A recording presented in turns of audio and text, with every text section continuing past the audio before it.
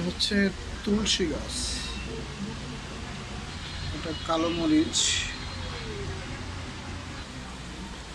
এটা হচ্ছে বাগান বিলাস, আমার অনেক পছন্দের।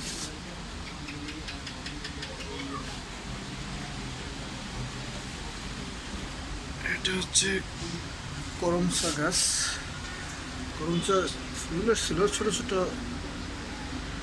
এই যে ফল ধরতেছে।